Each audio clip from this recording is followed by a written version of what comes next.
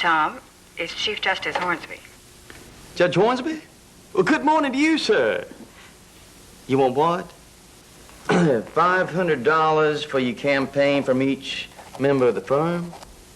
Well, now, you know, Judge, we do have a case pending in your court. It doesn't matter. Yes, sir.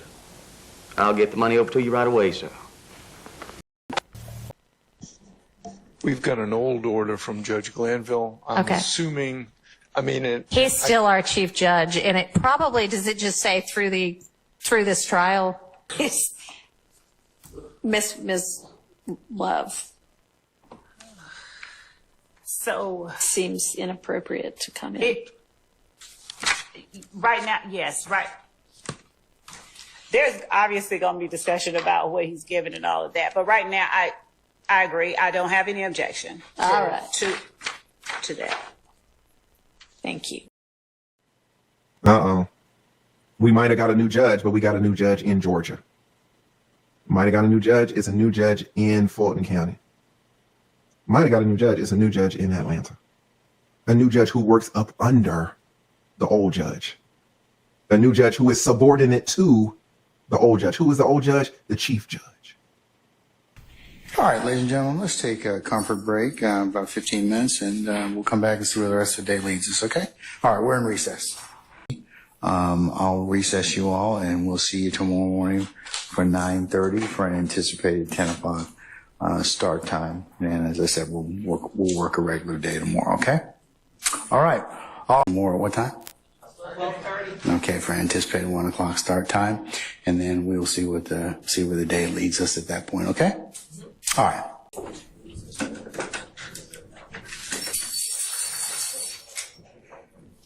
Lawyers from all different walks of life who are supporting the judge. So the question comes, when you have that kind of financial support, that kind of public support for the judge, can the judge still be fair and impartial? And judges are generally going to face far greater attacks than what Chief Justice Hornsby faced. It's not just going to be a matter of whether they solicited, being called out for soliciting campaign funds, but generally, it's going to be about decisions the judges made in criminal cases. They can look. I'm sorry they pissed off. Justice is now actually blind. Lady Justice is blind. Everybody can get it. A little pokey as we're at the House and left. I'm just assuming from the way that he's speaking about it. And also, this is partly, it's the end of the day, but the court is correct that shortly thereafter, Mr. Copeland himself does state and says, you know, if I did it. If Shannon, Mr. Copeland himself does state and says, you know, I did it. If Shannon, sure. A lot of the state's theory is that Mr. Williams is in charge of a gang, and the gang does crime on his behalf. He asks for it, and they do it. We deny that. I heard the court say, and I heard the prosecutor say, that this is inculpatory, no exculpatory. Everything could be inculpatory or exculpatory. Okay. Can I just... Of course. I didn't say it's inculpatory. I don't know. Okay.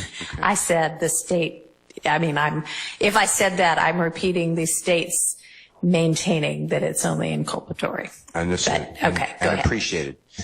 And all I want to make the court aware as you go through decisions is if we knew about Mr. Boyer, then what I would have done is found out if he has a lawyer, because he's in custody, it sounds like, contact his lawyer, ask if I could go with the lawyer, and Miss Adams, when I say me, and Miss Adams, and an investigator, and interview him. And he may give information that's very hurtful to me. He may give information that is very beneficial to Mr. Williams. I don't know. My point is, though, that the state has no ability to know what's helpful or hurtful to Mr. Williams, and we have a right to investigate. So I just wanted that on the record as well, in case this goes up. Thank you. I don't disagree. Thank you. I don't disagree. All right. Ms. Lev, if you're at a stage where you can shed any further light on anything, great. If not, we'll take it up after lunch. I'd like to take it up after lunch if the court will allow me. And See you tomorrow. Hold on, let me give you. Just give me a second, sir.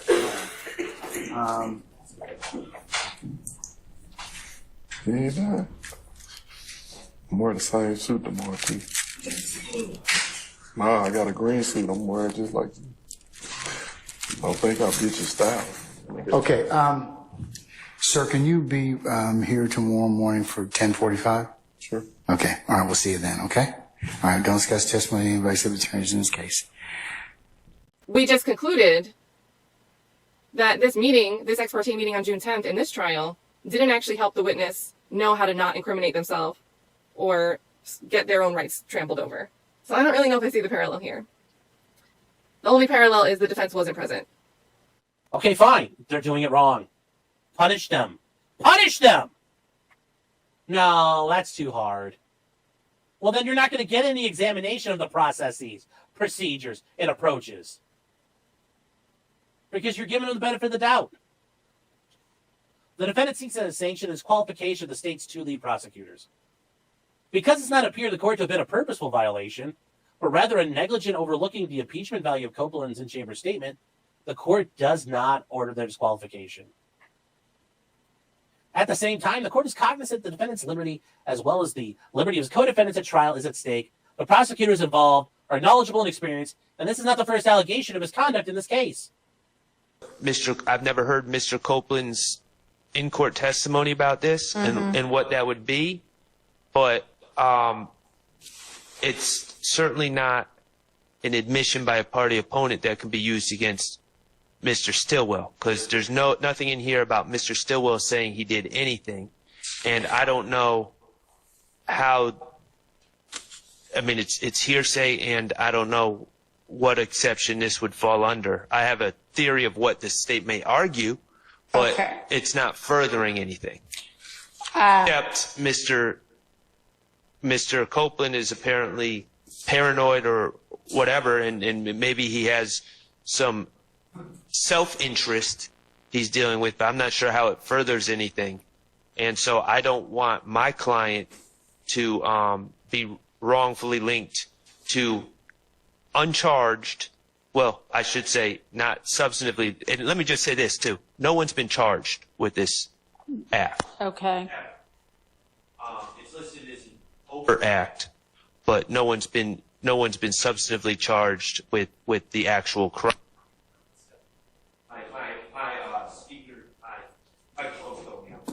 All right, so who all is... We've got an old order from Judge Glanville. I'm assuming, I mean... He's still our chief judge, and it probably, does it just say through this trial? Judge Limbaugh is writing for the majority, and he says recusal is not required. One, because we presume that judges act with honesty and integrity in making their decision. Judge Blackwell had said at one point that everybody is absolutely entitled to their constitutional rights, whether they're yellow, red, white, or polka dot, which maybe suggested a certain amount of sarcasm there. According to Judge Limbaugh, the judge did in fact give a fair trial, so he was true to his word. He gave a fair trial, and then this distinction that the press release that was issued was a political act, that it was not a judicial act, but a political act, and therefore it didn't come into play.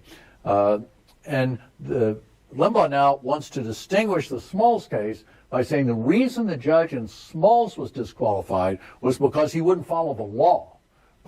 There are, and I don't know if this falls under the discovery that we were going to talk about tomorrow, we are missing the reports of many experts Okay. that the state plans to call, is my understanding. Also, Your Honor, there are,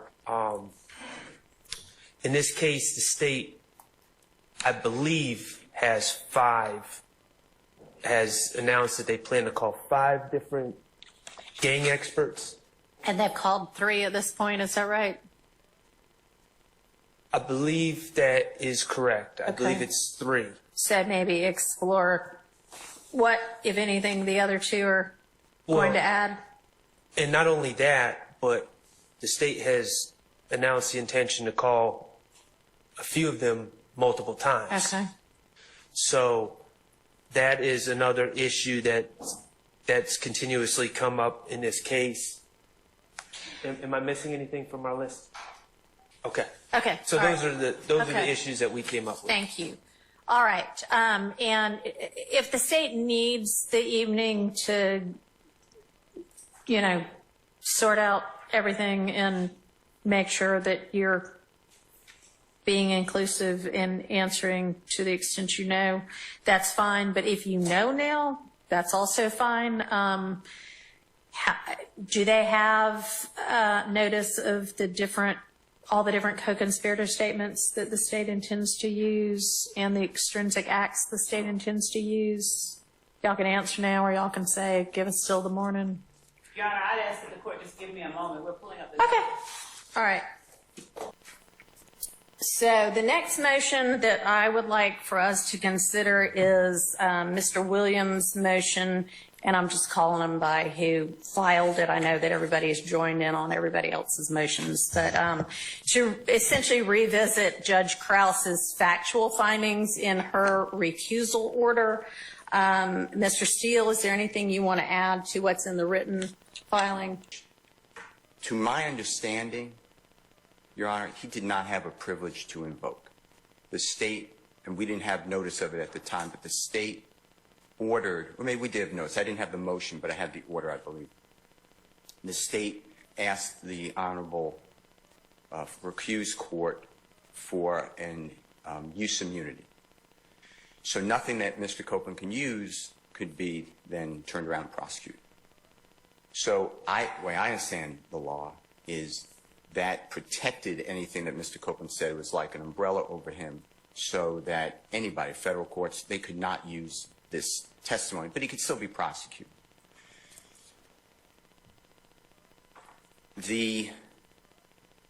Somehow, according to the transcript, which is the ex parte hearing transcript, June 10th, 2024, there's the recused judge,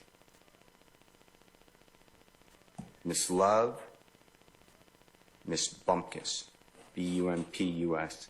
All right, and let me interrupt you for just a second. I've read the entirety of that ex parte transcript, so I'm familiar with what happened in that. So my position is nothing there was good. Everything was wrong. And I believe, as stated in the affidavit and the motion, that there was intimidation put upon the witness to change his statement. He made it very clear, send me back to the DeKalb County Jail. I'm not testifying. I have a case for the court. And based upon what you just said,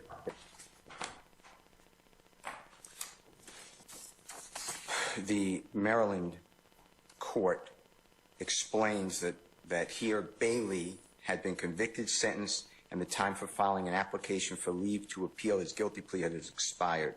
Thus, he had no Fifth Amendment privilege to refuse to testify. Contempt proceedings were therefore an appropriate response to Bailey's refusal to testify.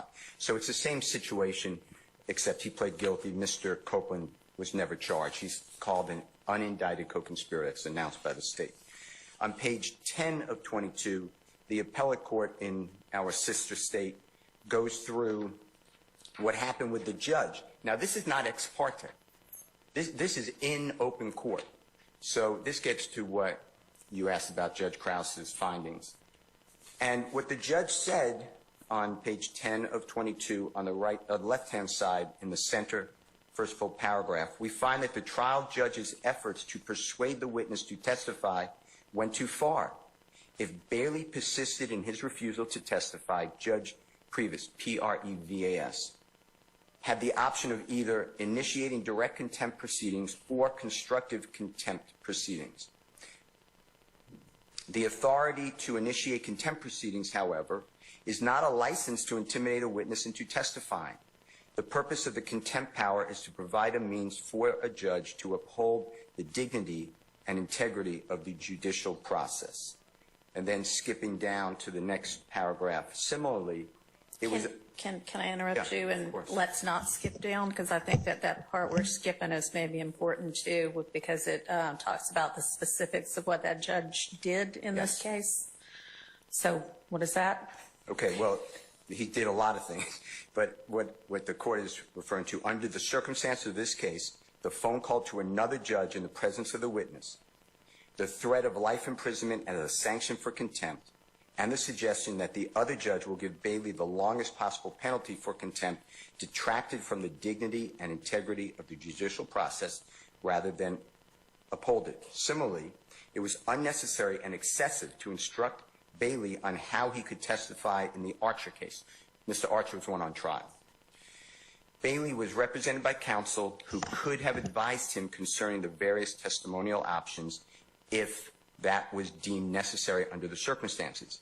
Even if Bailey was unrepresented, it was not in the province of the court to suggest to the witness how he could testify to avoid a contempt sanction or how to allay his fears of testifying. In either case, it was not the function of the trial judge to suggest to the witness that he could testify favorably to the defendant, Archer. Specifically, Judge Purvis advised Bailey that he could testify favorably to the defendant, and there is nothing that anybody can do to punish him for that. That admonition was incorrect because Bailey could be prosecuted for perjury. So it goes on. I mean, there's great language. And the reason I use it, I understand it's not binding precedent, is it's hard to find a case like ours, but I searched and I found this. And what happened here, as the court is aware, just to highlight, because I heard what you said, the witness said, can I have 2 weeks to go home on house arrest instead of in the county jail? His child was having a birthday. That was a big deal to him. And then I'll make a decision whether to testify or not. I want to think about it. That answer should be from the court, because the court can do anything in contempt. It can give a fine. It can give weekends. It can give house arrest. It could do nothing. It could say you satisfy your contempt.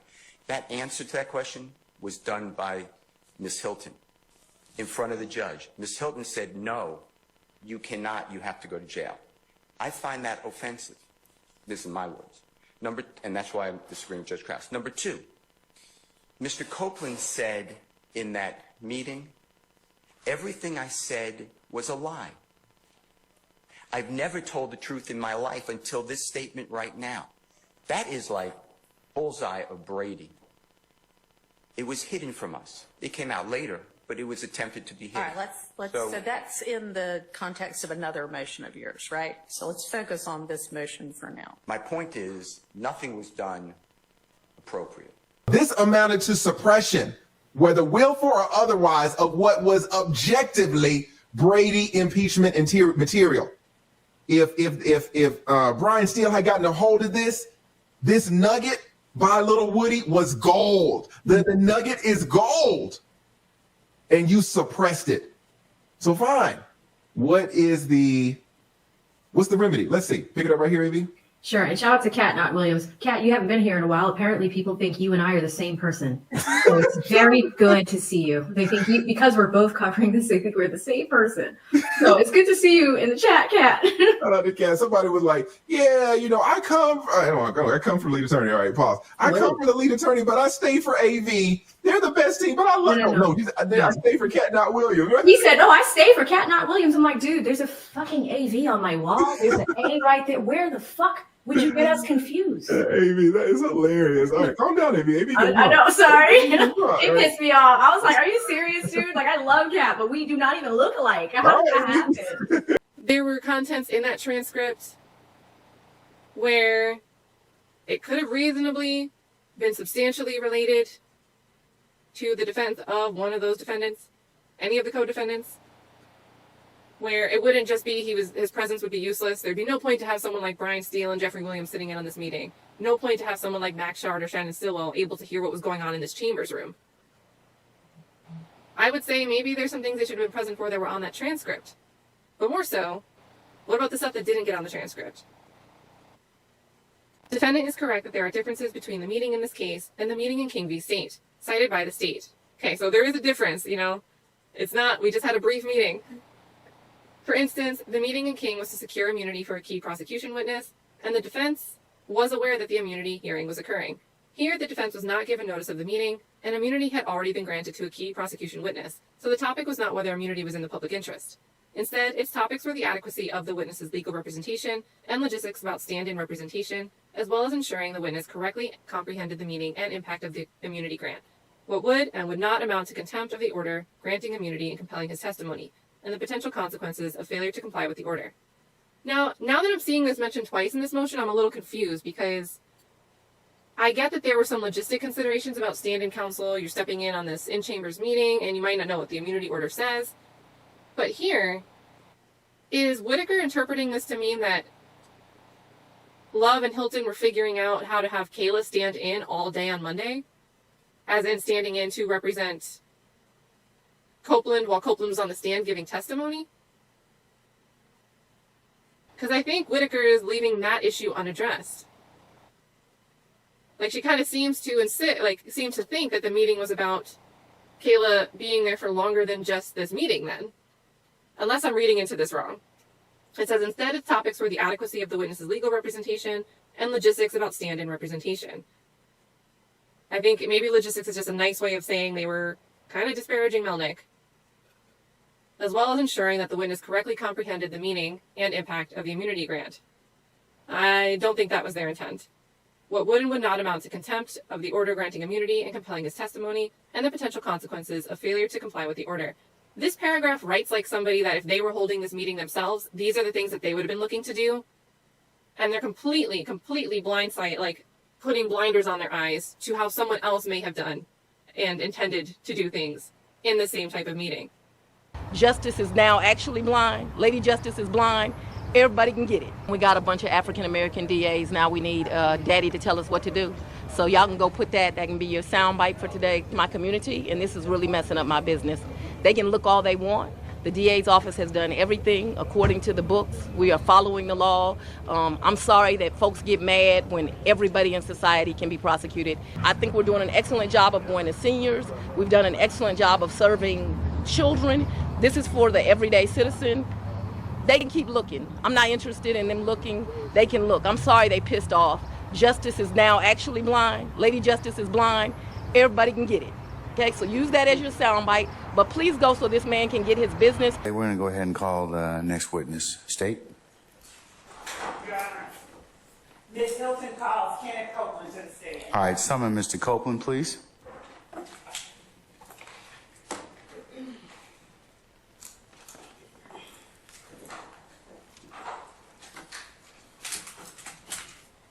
Your Honor, it appears that Mr. Copeland is... All right, here it comes. All right, Mr. Copeland, go ahead and approach the witness stand. Before you sit down, if you would turn and face, we're going to go ahead and call the next witness. State. Your Honor, Ms. Hilton calls Kenneth Copeland to the stand. All right, summon Mr. Copeland, please.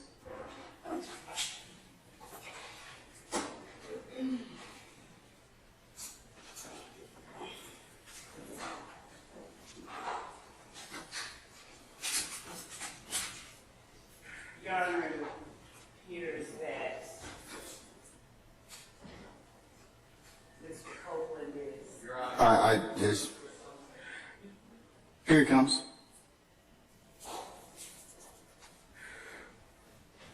All right, Mr. Copeland, go ahead and approach the witness stand. Before you sit down, if you would turn and face Deputy Hand. And he and the co-defendants in this case were saying that with these kind of attitudes, Judge Landis could be fair and impartial in their case. And so that affidavit is filed. Judge Landis denies it, refuses to take himself off the case. It goes to the Supreme Court, which says, first of all, with regard to deciding the question, the affidavit must be presented under penalty of perjury. In other words, if a person who says that Judge Landis said these things is lying about it, he or she can be prosecuted for perjury. Or if it's a lawyer, they can be disbarred. And the court said that's going to be some protection against frivolous efforts to get judges off the case, and it must state facts, not rumors or gossip, but facts that show bias on the part of the judge. The judge, when getting an affidavit like this and a motion to disqualify the judge, simply looks at the affidavit, and based upon what it says, and assuming the facts to be true, the judge can't say, I deny every single fact you said here. The judge looks at it, and if it appears that the judge's impartiality might reasonably be questioned. It's the responsibility of the judge. Step off the case, recuse themselves, and let another judge take over the case. Go no further, let the case be assigned to another judge. That's what the Supreme Court held here. The prosecution or the defense may know of bias on the part of a judge, but judges also have a duty to disclose any bias under the Code of Judicial Conduct, which this is the ABA model code. Now, each state has its own version of this, but there's not much difference. Rule 2.11 says the judge will disqualify himself or herself in any proceedings in which the judge's impartiality might reasonably be questioned, what I talked about. So the judge has the first responsibility to disqualify. If the judge doesn't disqualify, then the affidavit is filed, like the one in Berger versus United States. The judge passes upon it.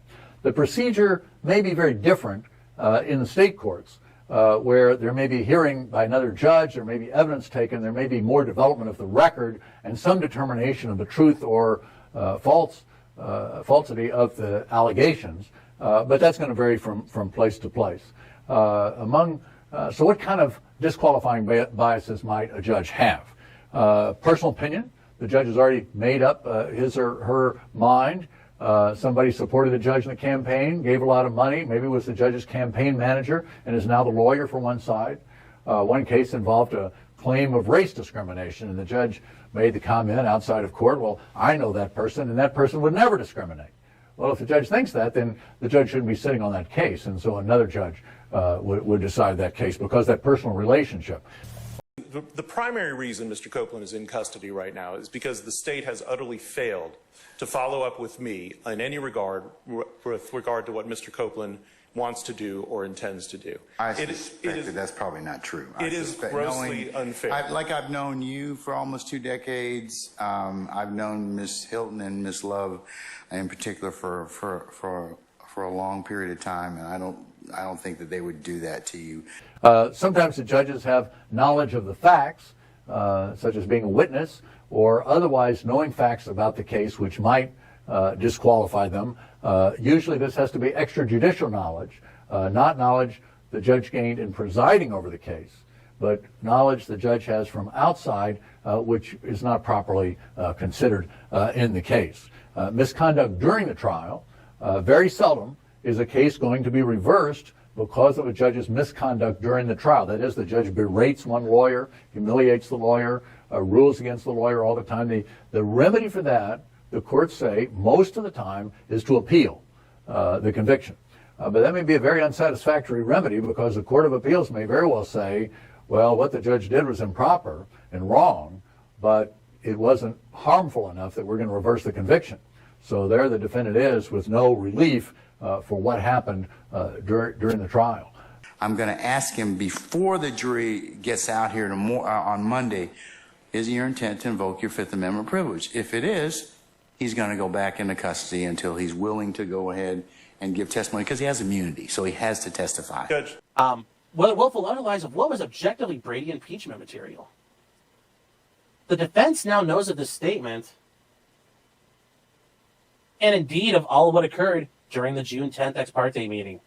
The contents of the meeting were ultimately revealed during the course of the trial and in time for the defense to utilize it. So the failure to produce suppression of this does not technically amount to a Brady violation. Except it is. They got caught. This wasn't a voluntary thing where the state's like, oh, we're bad. Our bad. No, the defense had to find out. I mean, so, and I don't want to get into, and the state actually filed a motion later saying the Honorable Judge Krause already ruled on this. I didn't know that they would do that, but I already said I'm not accepting those factual findings, respectfully, because they're wrong, A, and B, they weren't even needed for the finding. Another issue that came up is Mr. Copeland was told how to testify. I don't know how this happened because I don't have the questions. But Judge Glanville told the state in front of Mr. Copeland and his lawyer, didn't you give Mr. Copeland the state's questions that they're going to ask him? I don't have those questions. The judge said to Mr. Copeland, remember what Miss Love told you. Unless you tell a big whopper of a lie, these are not quotes, you're not going to get in trouble. That's not in the transcript. So something happened outside the transcript. those are just a few issues. There are more. They're all in our affidavit.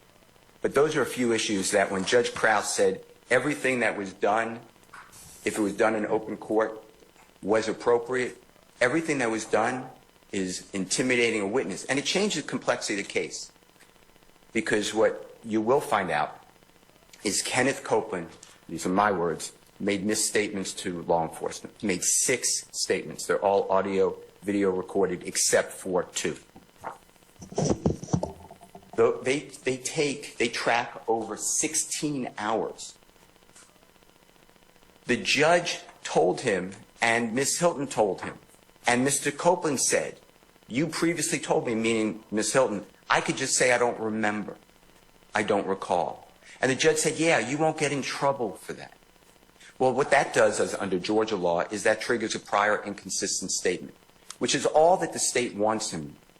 Mr. Copeland is just here for his prior consistent or inconsistent statements. And that's what happened in the Archer case. That's why they're saying the judge said to Mr. Bailey, you can even testify for Mr. Archer. You won't get in trouble because, and it explains in the Maryland case, because that would trigger and open the door to prior statements, which is all the state wanted.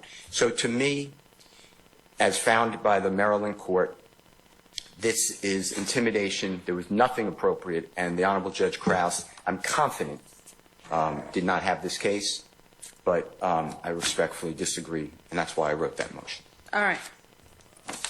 Anybody else? And I know that there is another, or there are a couple more motions for mistrial based on the ex parte that talk about coercion and things like that, and I'd rather take those up in the context of those motions. So if that's what you want to argue, hold off. Otherwise, come on up.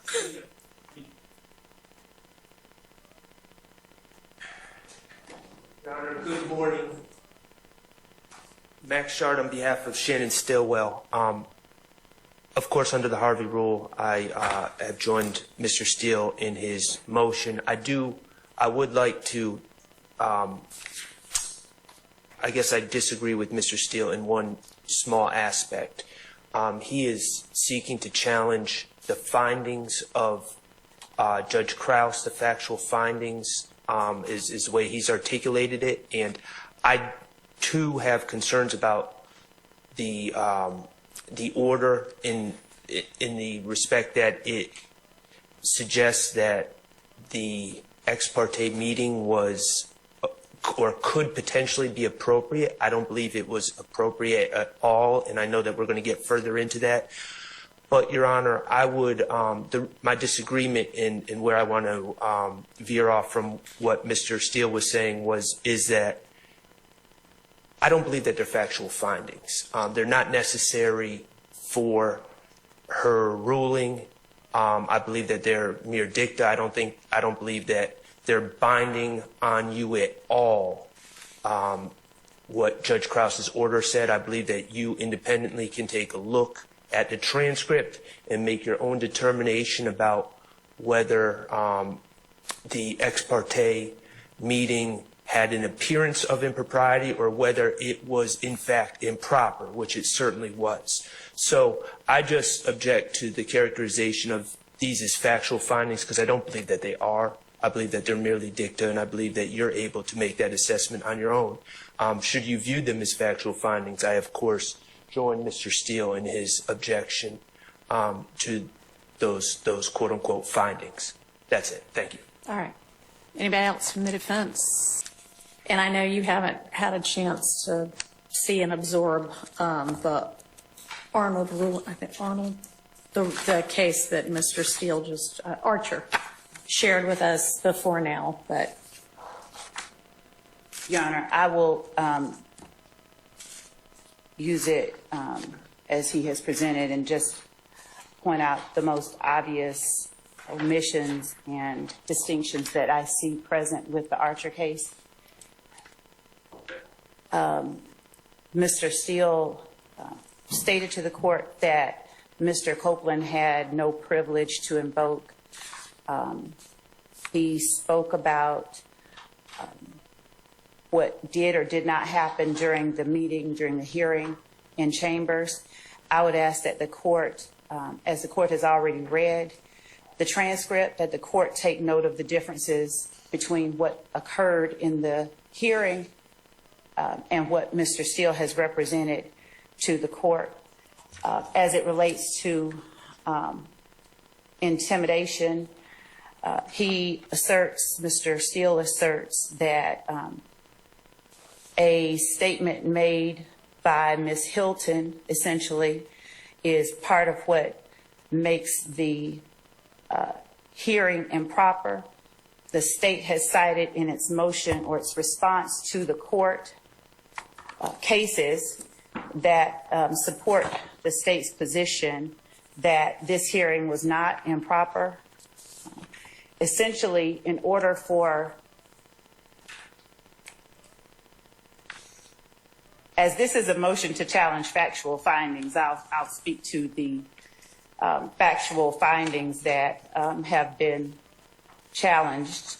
Again, Mr. Steele cites that Judge Krause's finding, the way he said it, if it had been made in open court, it would have been proper. The court. Why don't I just put on the record, because I've got Judge Krause's order right in front of me, exactly what it is that I think we're talking about. And I believe, and Mr. Steele, you can correct me if I'm wrong, but I think that the factual finding, that's the second one you're challenging, if it even is a factual finding, is Judge Krause's statement. It is worth noting that this court generally agrees with Judge Glanville's assessment of the propriety of the ex parte meeting. While the meeting could have and perhaps should have taken place in open court, nothing about the fact of the meeting or the substance discussed was inherently improper.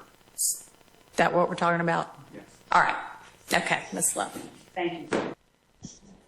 We've got an old order from Judge Glanville. I'm assuming, he's still our chief judge, and it probably, does it just say through this trial? And one of the judges on the Alabama Supreme Court got a pretty good settlement in a case as a result of that very decision. And the Supreme Court said, no, that violates due process because the judge had a direct pecuniary benefit from the case. That's not going to be the case in criminal cases generally. Think about that. When we came to take this office, me and Sheriff Labata, I don't even know where he is. He may be off doing his work. But when we came to these offices, crime was raging. And because we have worked collectively together, literally all collectively together, crime is down. So I am a prosecutor that I don't care if you're black, if you're white, if you're Hispanic, if you're Asian, if you're rich or you're poor. I don't care who your daddy is. If you violate the law in this county, you are going to be prosecuted. But I also don't care if you're impoverished or if you're rich. They can look. I'm sorry they pissed off. Justice is now actually blind. Lady Justice is blind. Everybody can get it. The day of testimony from the first witness is my memory, but if I'm wrong, I apologize and please correct me. And that PowerPoint had to be gone through and had to be excised. His name is Detective Belknap, which is B-E-L-K-N-A-P. Then Detective Dennis testified. He was allowed over strenuous objection to say that we did this work and we spoke with witnesses and we spoke with victims and we spoke with co-conspirators and we spoke with people who identify themselves as a gang member in IF or a gang member in YSL. And based upon that, we know that the following crimes occurred and here's some 911 calls. I don't know who these people are. We have no background. In my opinion, that's a confrontation clause violation because it's the police officer doing the work. We never got any reports. When I've asked for the reports, I was told that that's under lock and key by the City of Atlanta Police Department. And he, meaning Detective Dennis, no longer works there and cannot get, they have a gang book. He described it as a gang book, but they can't get it. Hey, calm down. All right, hey, we getting crunk. All right. Well, y'all better recognize, I guess. I work hard, man. The defense now knows of the statement and indeed of all that, of what occurred during the June 10th ex parte meeting. The contents of the meeting were ultimately revealed during the course of the trial and in time for the defense to utilize it. So the failure to produce suppression of this information does not technically amount to a Brady violation. But the fact that a violation of the defendant's constitutional rights has been averted does not under these circumstances, provide cause for celebration. That we need to concern ourselves with right now? He is defendant Williams' nephew and someone that... Okay, but he's not somebody on trial right now? He's not on trial. Or indicted? He's not indicted. Okay. All right. So I think it is fair to assume if Woody says, let's ride, and right after Zachary said, here's the 3 people that I believe did it, and here's my reason for believing it. But I think it potentially could be a statement if Mr. Stillwell shows back up with Mr. Copeland, and then Mr. Copeland's like, yeah, man, we did it. And Mr. Stillwell does not say, what are you talking about? I didn't do it. You might have done it, but don't count me in on that. Then that might be an admission because he's adopted it by silence. But not if he's not there when it gets said. So, if you can establish that when Woody says, yeah, man, we did it, that Shannon's standing right there with him, knowing there's $10,000, on his head, then yes. But otherwise, no. Understood, Your Honor. All right. I need this, Miss Love, assuming Mr. Copeland does not testify. What witness do you think we are going to be at by next Friday? Keeping in mind that y'all will be here at 8:45, the jury will be ready to go at 9, and we will work till at least 5:30 most days. I'm going to. With a break for lunch and a couple of bathroom breaks, and that's about it.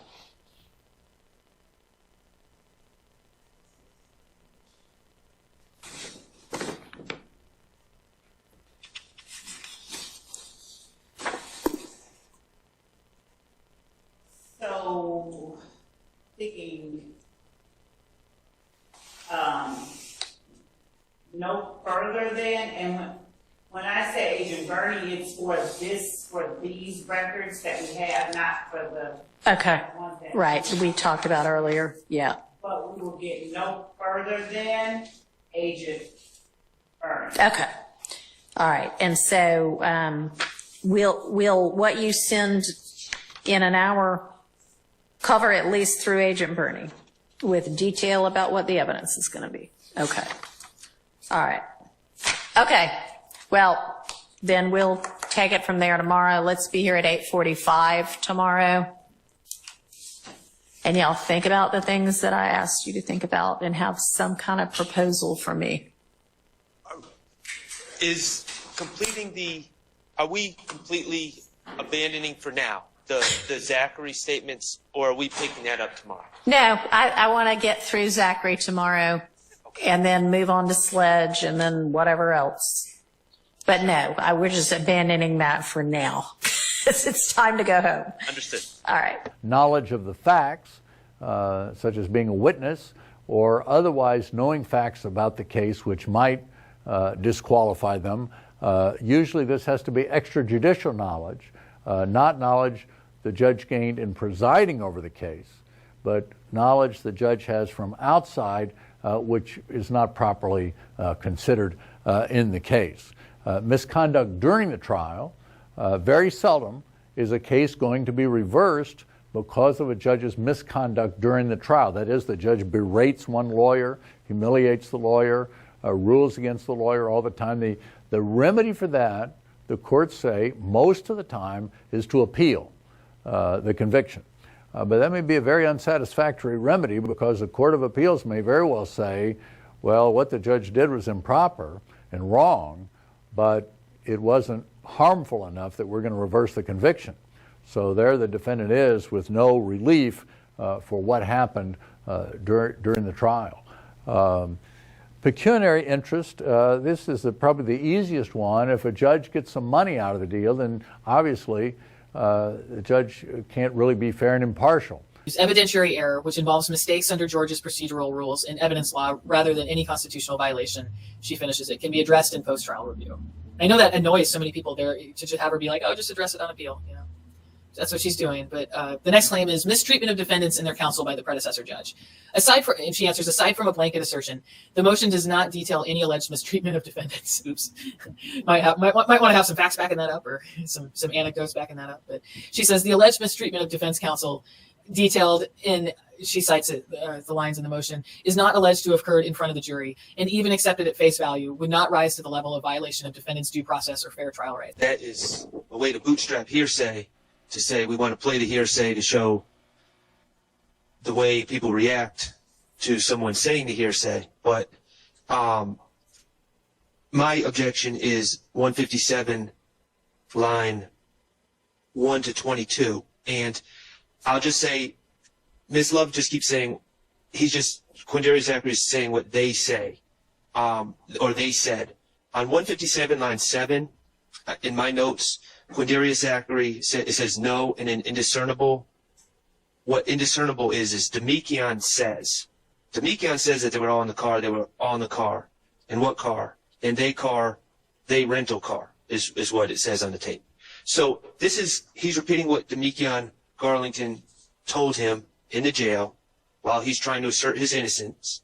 And Demekion is putting himself out as being dropped off outside the car and putting Demekion, and then eventually putting Shannon, Mr. Kendricks, Mr. McMullen, and Mr. Cobb in the car. So it goes back to the same argument that I'm making, and I know Your Honor hasn't necessarily agreed with me in the past, but I still have to make the argument that these were statements that Demekion Garlington is strategically giving to Mr. Zachary, not to further any conspiracy, but to get out of jail. And he's trying to put his narrative out there, and that falls under, we provided the cases to the court previously, Stafford, Wilkins, and there's two others, but it's spilling the beans, and there's one of those cases that I've given specifically that had to do with shifting blame. And he's shifting blame, and that's just does not fall, and my argument is that does not fall under 801D to E. Your Honor, my interpretation of page 157, at least lines 1. My interpretation of it is that they are talking about, up to a point at the very least, something that Shannon said. I don't disagree that it bleeds into comments about Demekion Garlington, and I'd ask for the court, with respect to the finer points, to give me 1 second.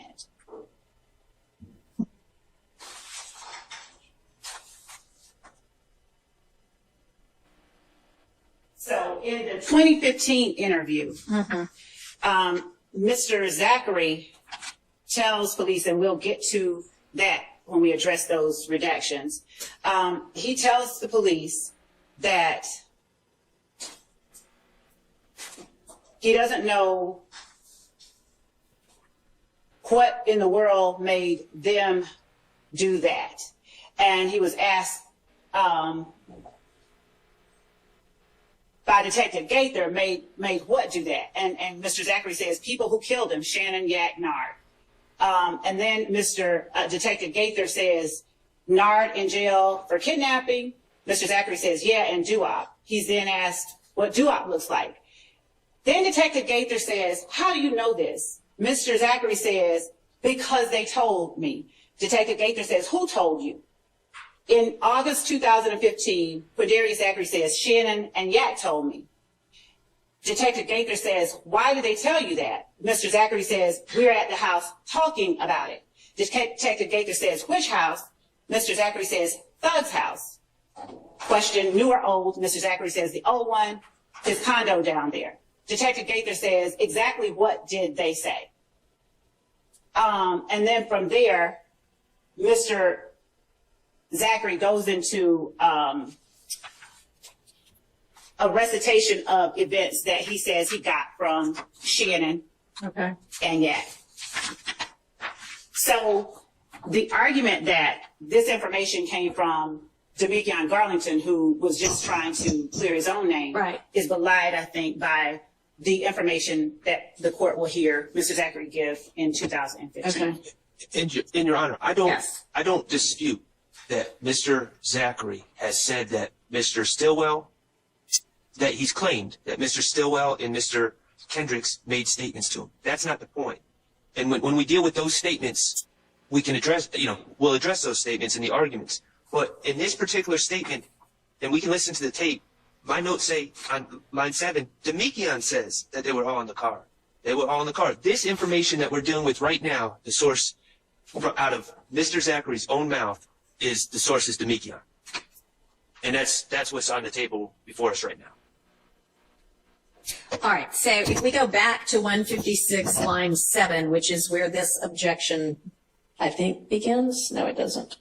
But, no, it doesn't. But if we go back there, at that point, they're talking about what Zachary told them way back in 2015, the source of which was the conversations amongst people at Mr. Williams' old Midtown condo. So close in time to the murder.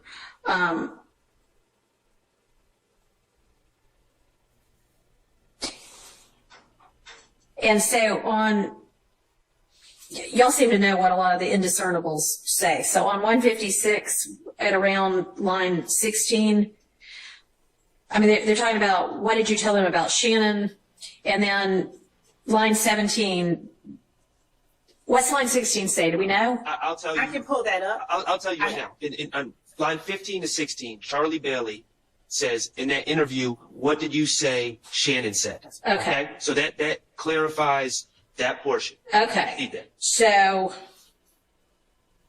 it's also because I can call my sheriff and say, hey, sheriff, I need to access phone calls. And he doesn't play games like the last sheriff did. He made sure that we work collaboratively together and we can get the evidence we need.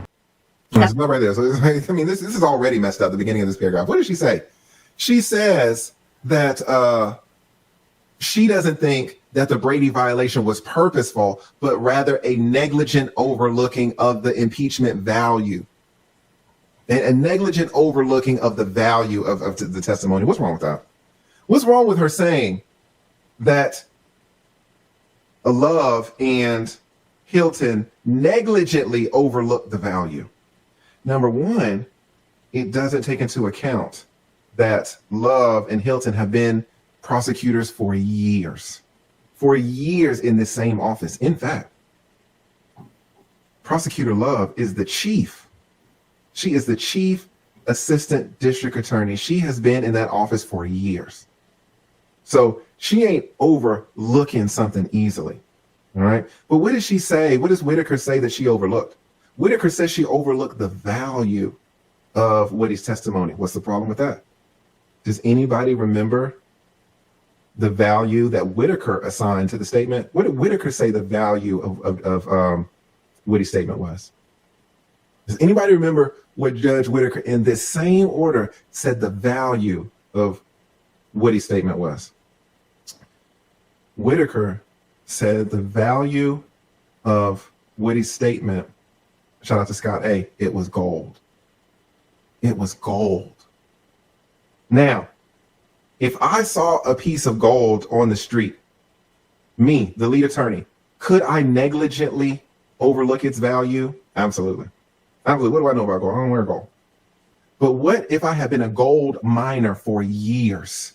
For years. In fact, what if I was the chief gold miner in the biggest gold mining office in the state of Georgia? What if I was the chief? What if I had been the chief gold miner for years in the largest gold mining office in the state? And I saw right in front of my eyes a big nugget of gold. Do you think that if I just put that gold in my pocket and didn't turn it over to the boss manager, oh, well, I negligently missed its value. I just thought it was a pretty rock. Does that make any sense to anybody? This is what she's saying right here. She's saying that the two lead prosecutors negligently overlooking the value of Woody's statements. The value of it is gold. They're gold miners. How in the hell did they negligently? Y'all understand negligently? Oh, it was by accident. It wasn't on purpose. It was an accident. This judge, I can't believe this judge wrote this because it's so internally contradictory. Demise McMullen, who's also known as Nard and is also charged with the murder of Donovan Thomas, approached the car.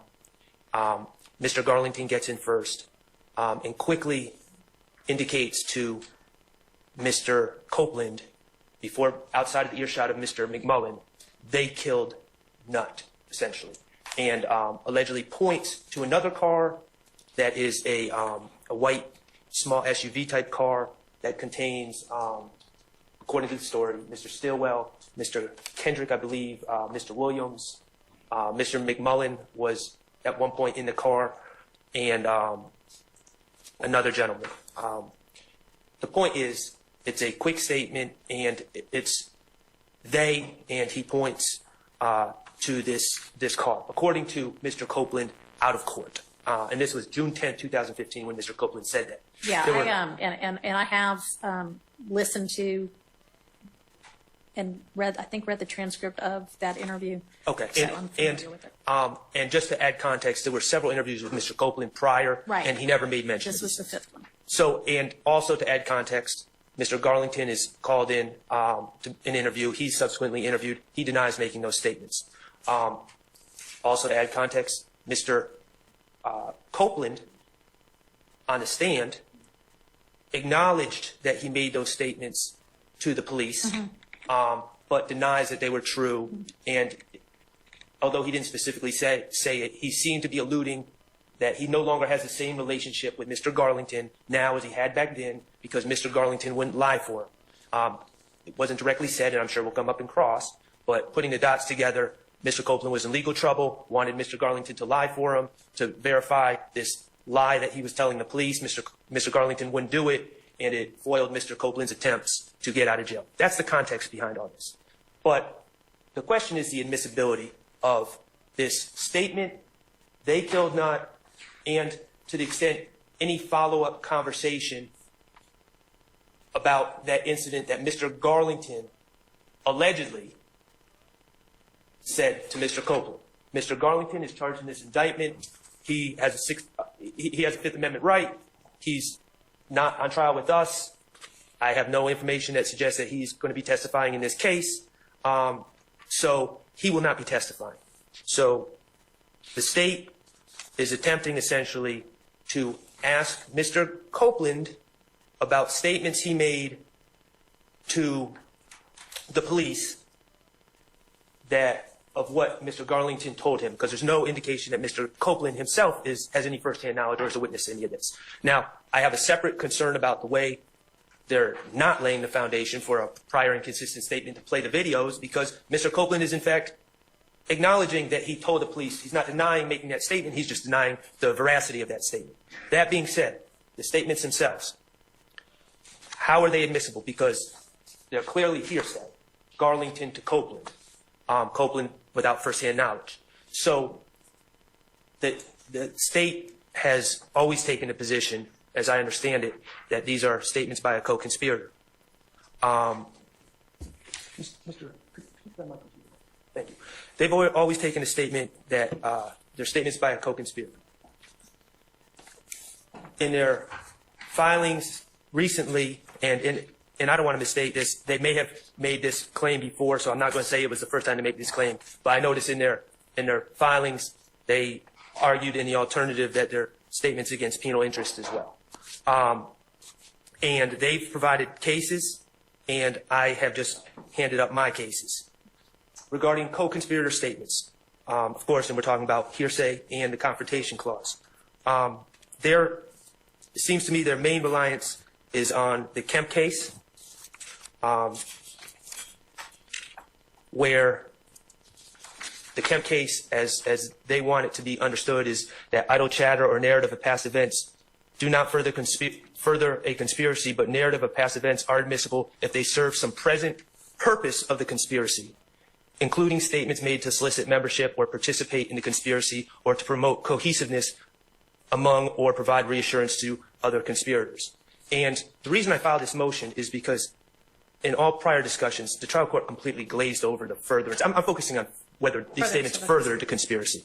Okay. The state's cases do not apply to this situation. The difference, and I'm referring to the Kemp case, United States v. Flores, which the state relies, United States v. Santiago, and U.S. v. Holt, all in their filings. There's absolutely no indication in the record in these statements that the alleged declarant Garlington was attempting to solicit the membership of Copeland in the conspiracy in any way. And I understand the states, in the case law, some of the cases indicate this, that, you know, you have a conspiracy, you got a small conspiracy and a large conspiracy, and statements in furtherance of a conspiracy could be furthering the large conspiracy. Okay, but soliciting membership, there's been no allegations whatsoever by the state. In fact, we've been talking about this ex parte motion ex parte hearing where they're saying that Mr. Copeland clearly had nothing to do with the murder of Donovan Thomas. They've fought to say that Kenneth Copeland had nothing to do with that conspiracy. So there was no solicitation there's no evidence of anyone soliciting his membership in the conspiracy to murder Donovan Thomas. In fact, that had already occurred at the time that these alleged comments by Mr. Garlington were made. And if the argument is, well, they were trying to solicit his membership into a larger conspiracy, the YSL conspiracy as a whole, Mr. Copeland, according to the state, from the very beginning, according to their expert, Investigator Belknap, according to everything they've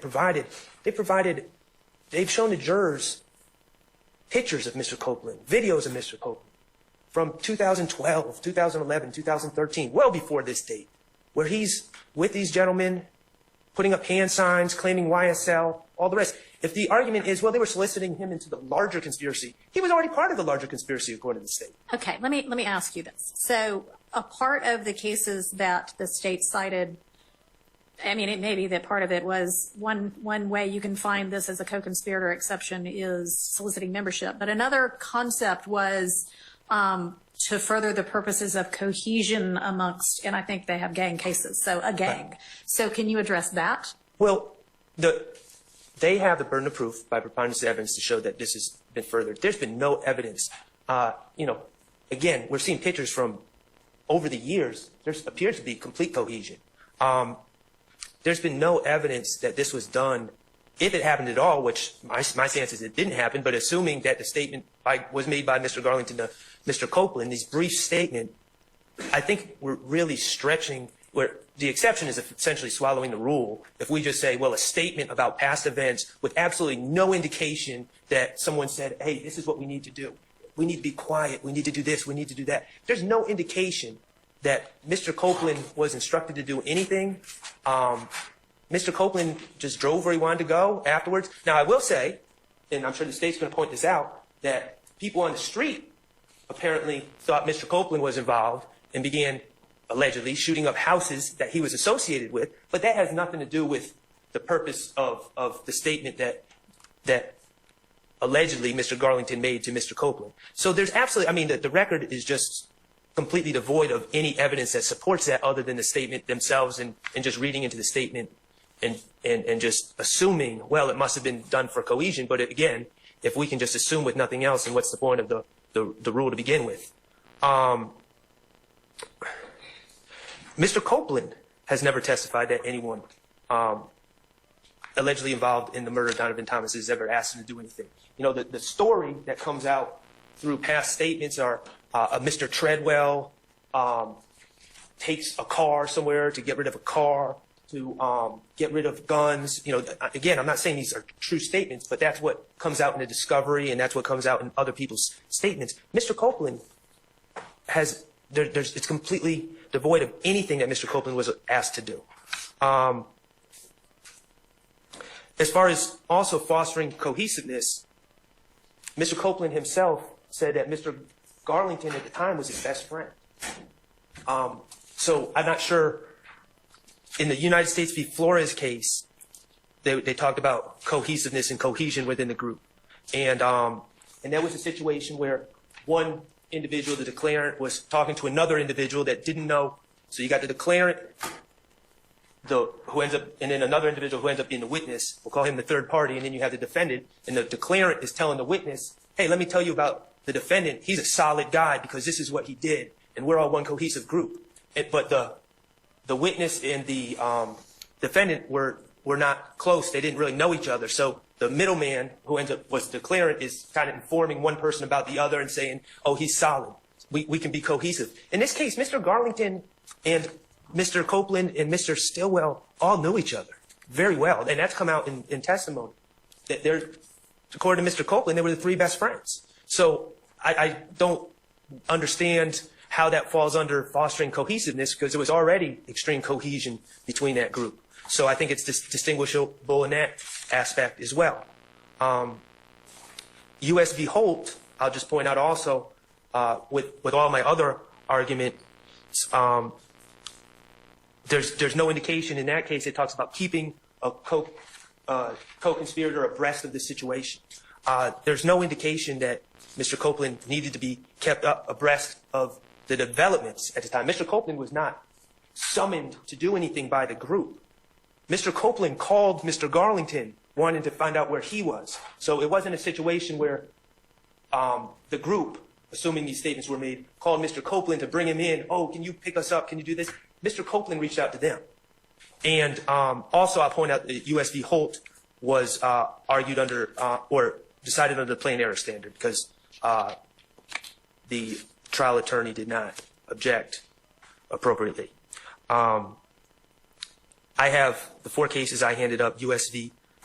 Blakey. Well, I'm sure the court will read the cases, but State v. Wilkins I thought was particularly informative. It's a Georgia Supreme Court case.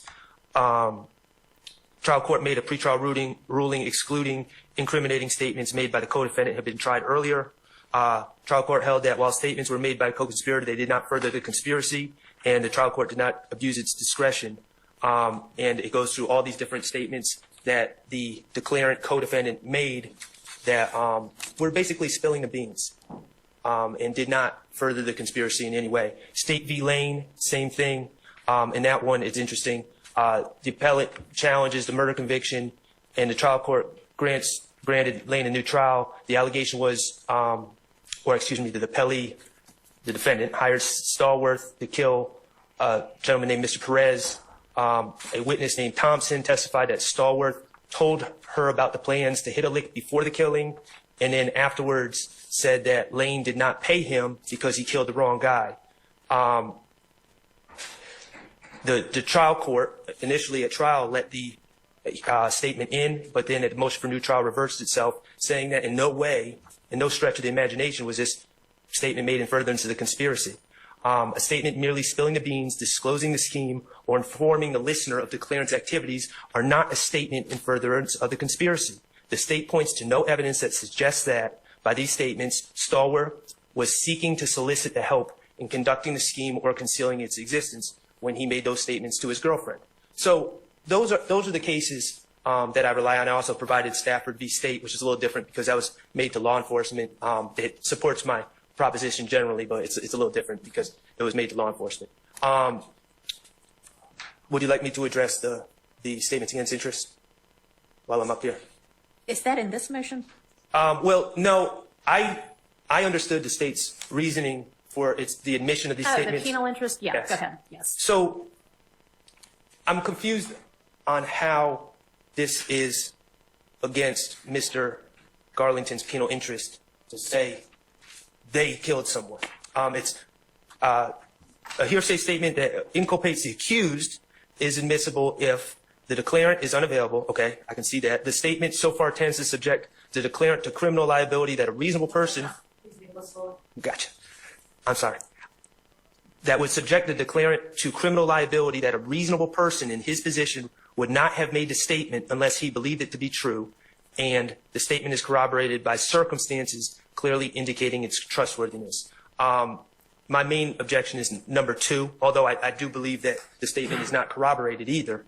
But prong 2, it was not the type of statement that tends to subject the declarant, in this case, the Mikion Garlington, to criminal liability.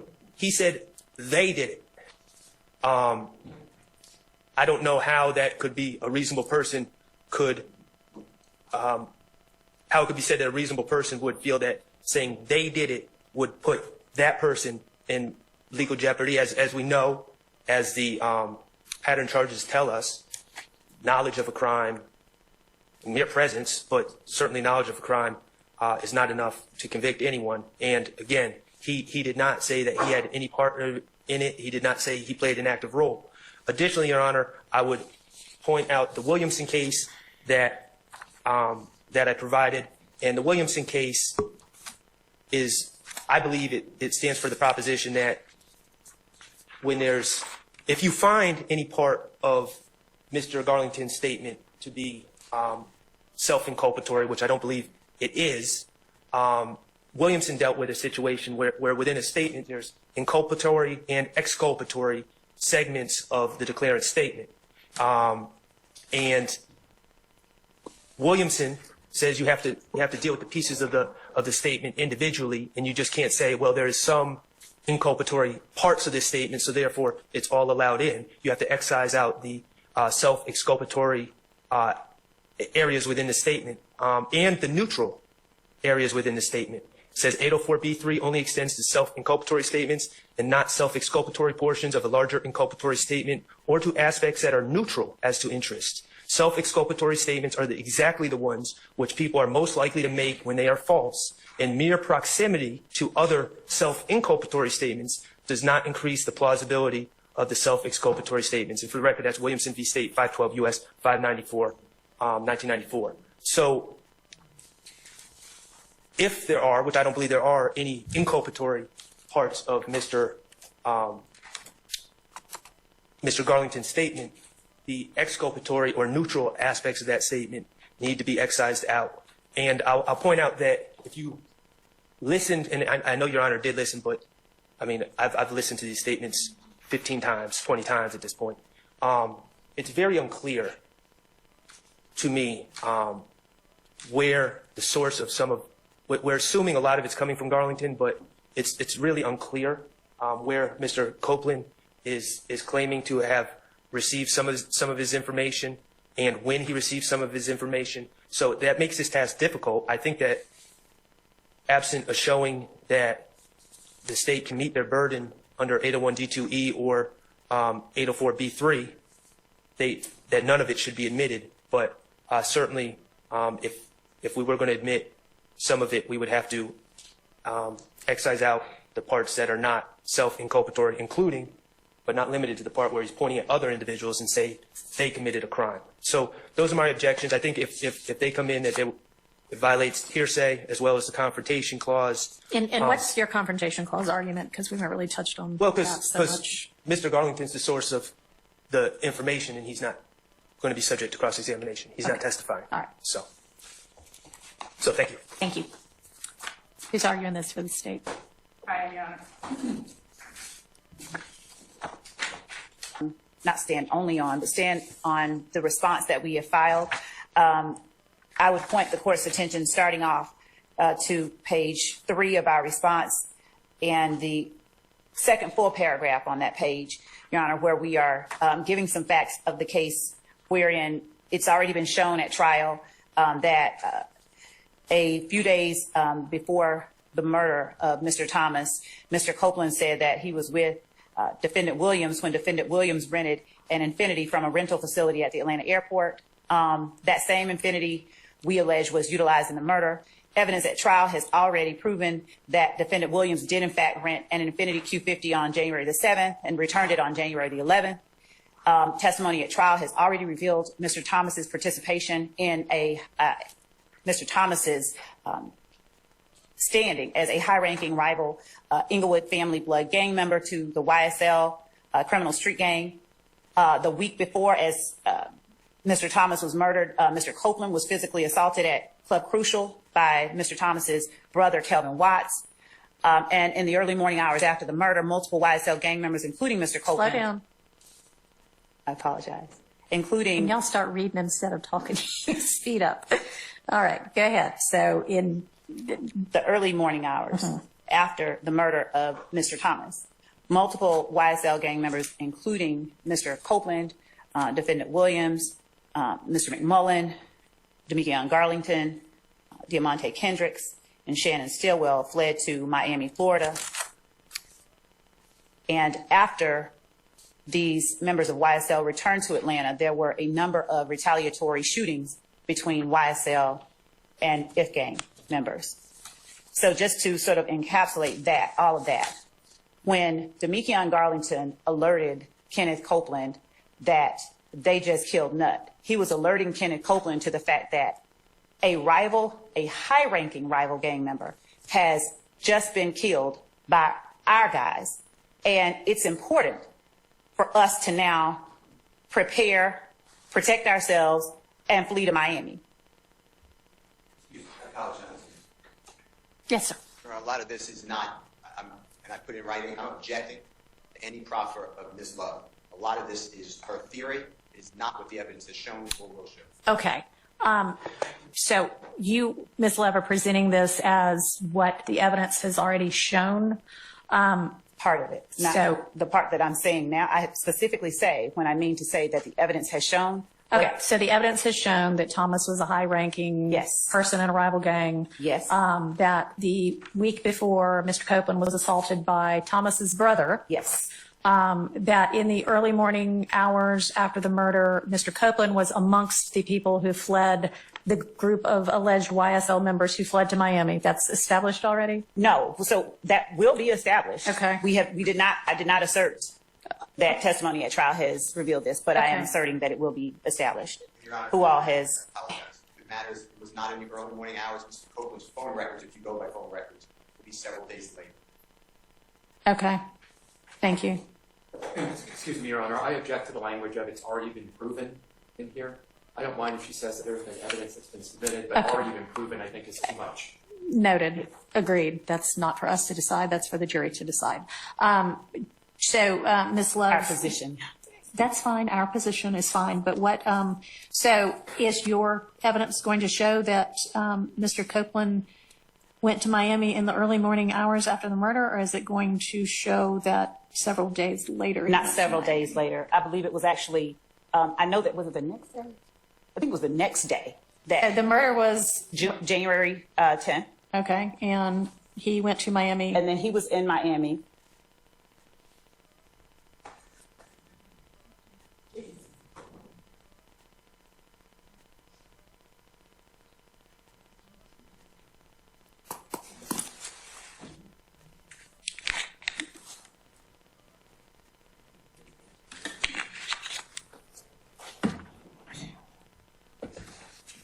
While the state's doing it, if you really care, is Your Honor, January 6th is the alleged beatdown. Okay. Mr. Copeland wasn't a week earlier.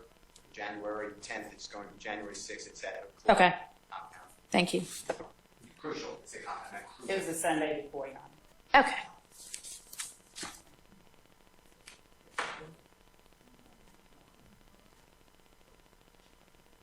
And so the murder is January 10th in the evening. Some YSL members arrived in Miami on the 11th. Mr. Copeland arrived in Miami on the 12th. So the departure from Atlanta by some was hours after the murder. Mr. Copeland gets there on the 12th. Okay. And do you have evidence that they all congregate together? Yes. In Miami? Okay. Okay. And does he go, does your evidence show that he is with anybody else on his trip to Miami? I'm just curious. Just 1 second.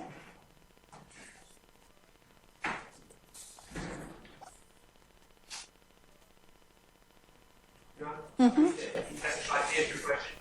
I believe that Mr. Copeland testified after the recusal motion that he traveled to Miami with his girlfriend or the mother of his child and his baby. All right. Thanks. And also, my understanding, and I believe it was testified to, it may not have been, was just when we're using the word fled, is that Mr. Williams had a show in Miami. Okay.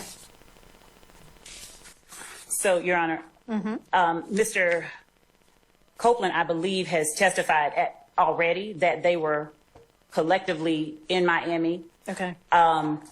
regarding the court-specific question of who he went down there with, we don't That's assert okay. who he They were specifically went down together once down there. And when did they come back? They came back at different times. Our phone records, I'd have to look at this. A couple of days later? I mean, just give me a ballpark. They came back at different times. Okay. Different times. All right. And was there a show for Mr. Williams down there? Some kind of a music show, I assume? That's an assertion. Okay. That we haven't. That's not evidence that we have, or we have put in there. It's not evidence that we have. All right. Well, that might be some. And there was. So just to also clarify, this vehicle that was rented, it was rented for a certain number of days. It was supposed to be returned, I believe, 3 days after it was returned. So they returned it early. They returned it on the 11th instead of returning it later in the month, as it were. I think, as I said earlier, I believe it was returned about 3 days early.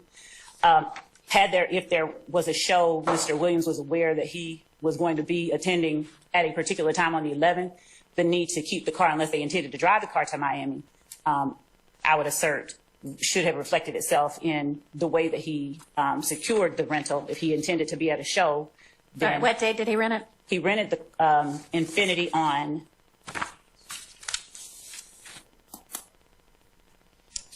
January 7th, I believe it was.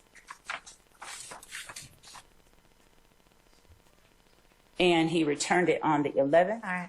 And the already admitted at trial is the rental agreement that shows that it was due to be returned later, after the 11th. So it was probably a week rental? Actually, Judge, Maybe? Okay, whatever. You said a few days early, which, okay. All right, so back in the Atlanta area, there is a series of retaliatory shootings. Is that in evidence, or is it going to be in that evidence? has been already put in evidence and additional information regarding those. And is there any evidence that Mr. Copeland was involved in any of those shootings? Yes. Back and forth. Okay. Between YSL and whatever the gang is that Mr. Thomas. IF. Okay. Yes. All right. Political pressures on judges. Our political acts and political considerations separate from judicial acts. In the federal courts, the judges are appointed by the President of the United States and subject to confirmation by the Senate. Once they're confirmed, they have their jobs for life. They may be ambitious and they may want to move to a higher court, or they may want some other political advancement, but at least they are secure in the jobs they have. Not so in the state courts. In the state courts, the judges run for election every 4 or 6 years. Some states, the judges are up for a retention election. That is just a vote yes or no, whether to keep that judge in office or not. Or judges run head on in states like Alabama and Texas. Judges run under party labels, Democrat, Republican, against each other. And as we will see, with a full array of campaign advertisements, which are growing and growing and growing as the amount of money funneled into judicial campaigns increases with every election cycle. Tom, it's Chief Justice Hornsby. Judge Hornsby? Well, good morning to you, sir. You want what? $500 for your campaign from each member of the firm? Well, now, you know, Judge, we do have a case pending in your court. It doesn't matter. Yes, sir. I'll get the money over to you right away, sir. The defendant seeks as a sanction his qualification of the state's 2 lead prosecutors. Because it's not appear to the court to have been a purposeful violation, but rather a negligent overlooking the impeachment value of Copeland's in-chamber statement, the court does not order their disqualification. At the same time, the court is cognizant the defendant's liberty, as well as the liberty of his co-defendants at trial, is at stake. The prosecutors involved are knowledgeable and experienced, and this is not the first allegation of misconduct in this case. The court therefore orders, as a remedial measure, that the entire prosecution team working this trial submit to training on Brady and other professional obligations of a prosecutor. The training will consist of a video replay of training on this topic previously presented by the Prosecuting Attorneys Association of Georgia. The court will provide the video, and the viewing will occur at the direction of the court. Paige Reese Whitaker, you fucking spineless cunt of a human being. You bitch-made motherfucker. Is there anything you're going to find them guilty of? What do they have to do for you to realize, oh my God, these people are shit? What do they got to do, Judge? Huh? What do they got to do? They got to take a dump on the floor? Mr. Owl, how many violations of the Georgia Code of Judicial Conduct does it take to get a mistrial with prejudice? Let's find out. 1, 2, 3, 4, 5, 6, 7, 8, 9, 10, 11, 12, 13. Objection. That's intent. I'm overrule the objection. Could you repeat the question for me? We are up to date, and so although that's a little catchphrase people want to do, I'm a sister. I can do all of it. I can prosecute high-profile cases, and I can prosecute everyday cases when they need to be prosecuted. If you have something different, I have Detective Dennis says what he thought get you down there. What was Thug like? Zachary says he's normal. Detective Dennis says he doesn't give an F, and then Zachary says he's like, why the hell did they kill Nut? That's when I guess they told him. Nut said it's a go. And then he says, Woody, talking about Mr. Copeland, is holding back stuff. He's kind of alluding to Mr. Copeland has friends. He knows a lot of people, so sometimes they're saying Mr. Copeland doesn't state everything with them. I'm going to withdraw my objection. Okay. And man, y'all weren't kidding about the transcription being less than 100% accurate. Okay. It is not this court reporter or my prior court reporter. I do not have any idea who this state used, but I will not disparage them on the record, Your Honor. Like entirely off the record. Maybe next time y'all have a bunch of stuff transcribed, you give them like a list of key terms and names of people, and that would help them out a lot. Okay, anyway, totally irrelevant, but yes. I can address, Mr. Sledge gave a prior statement that's can be played on evidence reviewer. Following his arrest for the 2015 alleged shooting of houses, he was arrested as well as Mr. Zachary. It establishes, one, the nature of you do not tell. Two, he has knowledge that people did tell, and he is not saying this didn't happen. He's not saying this person just flat out lied. There's no way. And it also explains indirectly why certain things may have happened. By certain things, this part is just an argument that would be made later. But if I were to make a statement in closing arguments that, of course, Mr. Zachary changed his story, everybody learned that he told, and he knew that everybody learned that he told, and now he's being looked at as a rat. So the call that Mr. Sledge makes and the content of that call are necessary for a number of reasons, and they become very relevant when put in the context of other evidence that we will be introducing at trial. Okay. All right, Sergeant Brown, all our jurors present? Yes, sir. Deputy Ham's here, that's it. Okay, all right. Deputy Ham, can you check on our jurors, please? Mr. Steele, what can I do for you? Okay, all right. Your Honor, just for a moment, there's some issues with the proposed exhibits. I don't know if the state's planning on introducing them today, but I just wanted to give you a heads up. You're right, we're going to pass them out, and I think we can deal with them after. Okay, all right. She said she'll deal with them as they come, as they're introduced. So, Everybody ready? all right. Summon our jurors, please.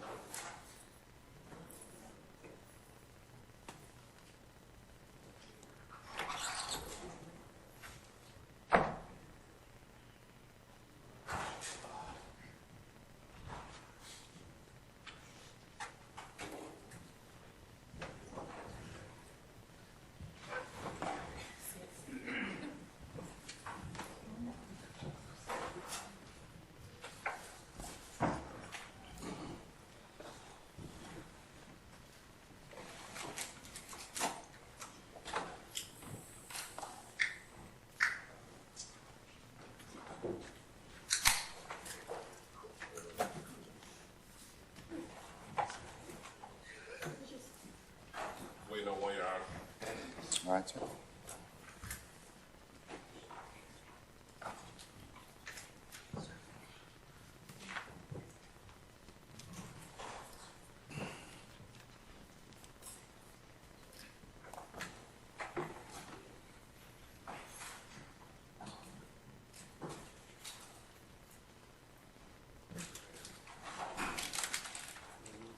All right, ladies and gentlemen, please be seated.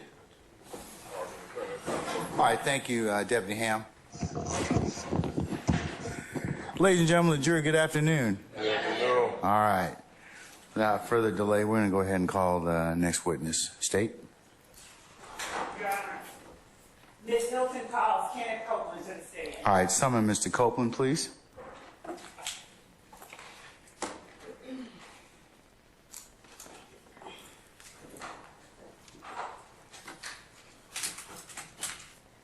Your Honor, it appears that Mr. Copeland is. Your Honor. All right, here it comes. All right, Mr. Copeland, go ahead and approach the witness stand. Before you sit down, if you would turn and face Deputy Hand and be sworn as a witness. Raise your hand. Do you swear affirm the testimony to everybody get according to the truth, the whole truth, nothing but the truth, self? Yes. Maybe see, can you state your first and last name with the spelling of both, please? You say that again? State your first and last name with the spelling of both, please. Kenneth Copeland. Mr. Copeland, do me a favor. Pull your chair up as close as you can to the microphone and speak directly into it so we can all hear you. So if you could state and spell your first and last name for the record, please. Kenneth Copeland. All right, sir.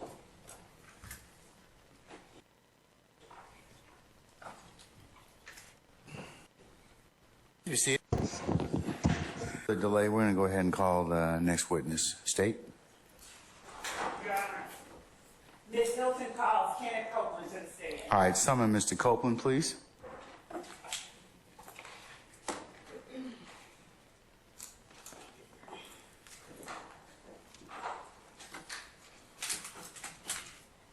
Your Honor, it appears that Mr. Copeland is. Your Honor. Here it comes. All right, Mr. Copeland, go ahead and approach the witness stand. Before you sit down, if you would turn and face Deputy Hand. Well, that was a self-fulfilling prophecy in terms of what I told you might happen. But I don't know what conversations you have with them, but I suspect that they were consistent with what the dictates of 24-5-507. Now, Monday, we'll go ahead and I'll call him out before the jury comes in on Monday morning, and we'll ask him whether or not he wishes to continue his testimony, because I don't want him to invoke in front of this jury if I can help it. So since he's made it once already, I'm going to ask him before the jury gets out here on Monday, is it your intent to invoke your Fifth Amendment privilege? If it is, he's going to go back into custody until he's willing to go ahead and give testimony, because he has immunity, so he has to testify. Judge, the only thing that I would say is that the primary reason Mr. Copeland is in custody right now is because the state has utterly failed to follow up with me in any regard with regard to what Mr. Copeland wants to do or intends to do. I suspect that that's probably not true. It is grossly unfair. I've known you for almost 2 decades. I've known Ms. Hilton and Ms. Love in particular for a long period of time, and I don't think that they would do that to you. Judge, at no point did they ever reach out to me about Mr. Copeland, Your Honor. about Mr. Copeland's testimony here today. The last time I heard from anybody in the Fulton DA's office was June of last year. Ms. Hilton, did you reach out to Mr. Melnick? And if so, when? When I talked to Mr. Copeland, he told me Mr. Melnick was not his attorney. So that is, I talked to the witness first, because when did you talk to Mr. Copeland? Last Friday, because my understanding prior to that is that Mr. Melnick had told Ms. Love that he wasn't his attorney. So when we went to go serve him, I understand that he did not have an attorney. When I met with Mr. Copeland, and this is Friday evening, Mr. Long and I went to go meet with him in the car. We said, hey, I think Mr. Melnick's your attorney. He said, Mr. Melnick is not my attorney. He said, I haven't even talked to him. And then that is when we proceeded to begin our conversations. Anytime that Mr. Copeland did not want to speak with us, We did not speak with him. We called him on Monday to see if he could come down here. He said he didn't want to come, or he didn't respond.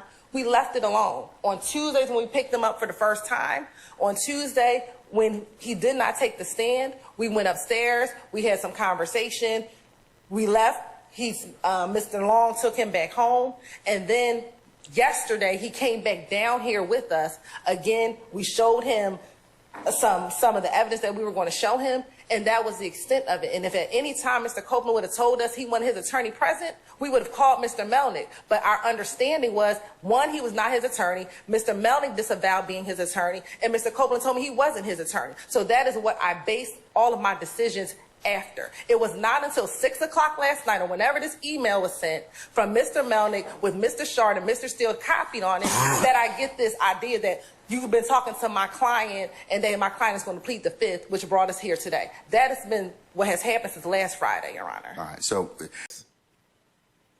All right, AV, pick it up right here.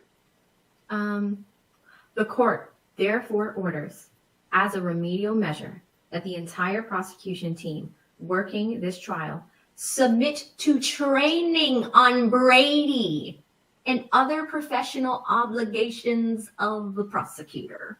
What? Hold on, I gotta read this. The court therefore orders, as a remedial measure for stealing all the gold, that the entire prosecutorial team working on this trial submit to training on Brady and other professional obligations as a prosecutor. Oh, they're gonna watch it. They're gonna watch some training. They're gonna receive some training. Why you shouldn't steal the gold. Here's why you shouldn't steal the gold. Here are the ramifications of stealing the gold. It's just like, they know better. You said they were experienced. You said they were experienced. This training, all right, so what's the training how many people are they gonna bring in? How many months of training is it gonna be? You know, they all have these damn DEI consortiums that come in and charge $100,000 and they give you 3 months of training.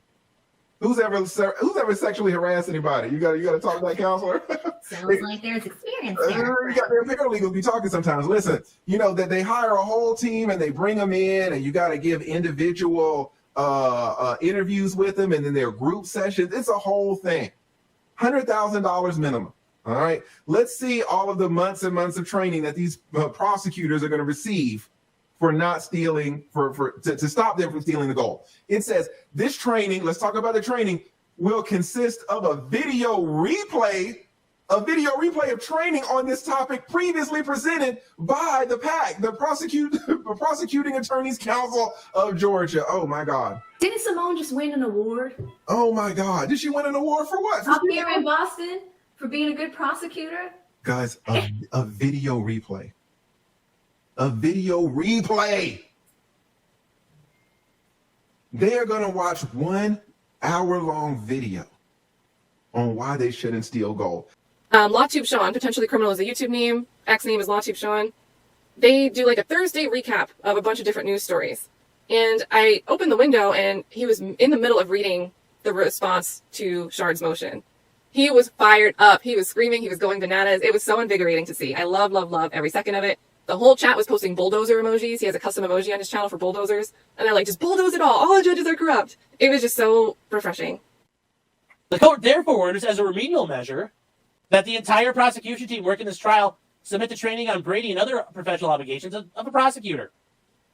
The training will consist of a video replay of training on this topic previously presented by the Prosecuting Attorneys Association of Georgia. The court will provide the video, and the viewing will occur at the direction of the court. Paige Reese Whitaker, you fucking spineless cunt of a human being. You bitch-made motherfucker. Is there anything you're going to find them guilty of? What do they have to do for you to realize, oh my God, these people are shit?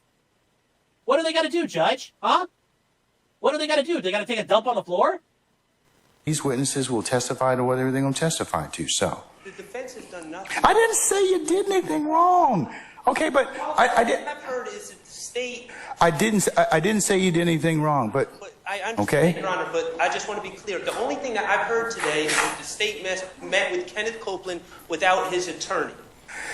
Are we going back to that again? I thought we. I don't know of any defense counsel that's had any conversations with Kenneth Copeland at all. And I just want to make that clear. Today, I don't know of anyone that's had conversations with. Okay, but he's their witness at this point in time. If he wants to talk to you or he doesn't want to talk to you, he's got a lawyer, and that lawyer can make that decision, and so can Mr. Copeland. So Situation because we have I understand that, but you can't let other people, and I would advise you not to let third parties influence what you may think a witness is going to do. That's not happening. Okay, and that's all I was trying to tell you. Okay? Okay. All right. Judge, I would like to hear. Yes, sir. What is it you'd like to tell me, Mr. Melnick? Judge, I went back and reviewed my communications with the Fulton County District Attorney's Office in relation to Kenneth Copeland. And I found communications as late as June 5th of last year where the Fulton County District Attorney's Office had reached out to me about speaking to Mr. Copeland. Speaking to Mr. Copeland concerning this trial, not about any other case. Speaking with Mr. Copeland about this trial. Neither of these attorneys, no attorney at this table has ever attempted to contact me about Mr. Copeland. But that's just my opinion. So, Your Honor, I would ask that the court deny the motion for a mistrial at the very least. And if it goes any further, find that actions by people other than the state have led to us being where we are. Because Mr. Copeland was at the point right before lunch of agreeing to testify. That is the reason we were ready to get started right before lunch. Because now he's been told he's going to be hammered by his attorney, I guess. He told him that, I guess, the state's going to hammer him. I don't even know what. But Ms. Hilton has gone over the questions that she has for Mr. Copeland. She has spoken with him about it. They have been speaking cordially with one another.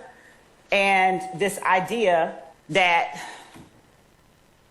somehow someone is entitled to a mistrial as a result of this action on the part of Mr. Copeland is a farce under these circumstances. We'd ask that the court deny the motion. All right.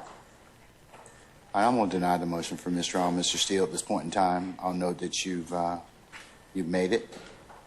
And I'll let Mr. Melnick in just a second make whatever remarks he wants. Do you have anything else you want to say? Yeah, I would like, but my understanding is, I'm going to proffer this, but that the great investigator who is looking at me, and I trust her, I'd like to call her as a witness. I was told, I was not there, I was told that, and I forget her name, I know her first name, but her last name,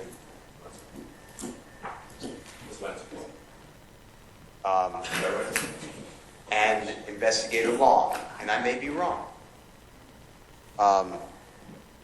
heard Mr. Copeland prior to coming in to the courtroom, almost immediately prior, state, and I'm reading from Mr. Kokomo, if I have to go to jail, then lock me up, and then the Honorable David Botts, the Honorable David Botts told me, as I was walking in, that he heard, he's right behind me, so he should be speaking for himself, but he heard Kenneth Copeland tell the prosecution, if I said the wrong people, please correct it, that he's invoking the Fifth. That's why I raised it. I'm not saying anybody did anything wrong. I'm saying that if a party knows or has a reason to believe that a witness may invoke the Fifth Amendment in front of a jury, we avoid that at all costs. But the challenge we're having, Mr. Steele, is I do believe that there's probably been some behavior that probably wouldn't pass the good faith test of there's a lot of influences inside and outside. So I'm going to basically base it on the proffers of counsel and just remind you all of your professional responsibility requirements, okay? Well, so I'm going to remind it all the time because I live them. I'm just telling the court that in order for you to deny my motion for a mistrial, this was bad. and I'm going to deny your motion, and I've made my ruling. So I'm done at this point in time, okay? In terms of this motion for mistrial. Well, I'd like to call the witnesses, but I understand what you're saying. I'm not going to call any witness. I don't need any witnesses. Your proffers are fine, okay? And Your Honor, the state has a matter we need to take up ex parte with the court. All right. The next claim was improprieties and illegality of the June 7th, 2024 ex parte conference. She says, in open court on June 7th, 2024, the prosecution requested an ex parte conference with the court. She cites the transcript. The defense was therefore on notice of this request. The defense also knew that the request was not to secure immunity for Copeland, as the immunity order had been signed in open court earlier in the same day's proceedings. Even assuming a right to be present for this June 7th, 2024 conference, no one on the defense team objected to the request or sought more information about it, thereby waiving any right to be present for that conference. And Your Honor, the state has a matter we need to take up ex parte with the court. Hallway, right? And walk in the hallway, and I was going around the little curve on the first floor. Lo and behold, who do I see? Walking right, I was walking like on the inside, and they were walking on the outside.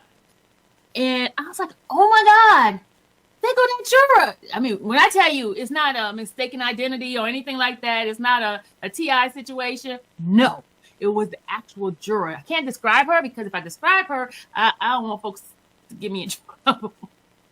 But she was there. She had on, I'm going to tell you what she had on. She had on a white dress with light blue stripes on her dress.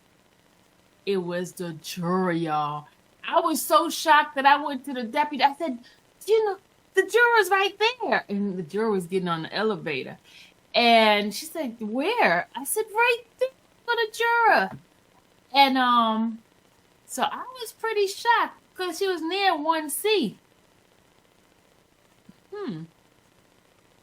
But the juror was near 1C. And I was told as long as she doesn't come inside the courtroom, she's good. I said, okay. She didn't come inside the courtroom, y'all. But she was here. She was there. She was there, the juror. Because I was just like, what is she doing here? And someone said maybe she had to take care of some legal business in the courtroom. So I said, oh, okay. As long as she don't go up to the 6th floor where the AD office is. I said, as long as you don't go over there to the AD office, and I'm cool. I'm cool with that, right? No, that's not the T. JT. No. That's not the T. That's not the T. No, that was in the title. The T is not in the title. No, that was not the T. That was not the T. I got the T for y'all. I got the T. That is not the T, honey. But I do have the T. Y'all ready for the T? You guys ready for the T? Y'all guys ready for the T? Let me tell you. All right. I'm gonna play the guessing game. You guys guess, and then I'll tell you what the T is, okay? How about that? Y'all want to play the guessing game? All right. Who did Kayla say that told Brian Steele?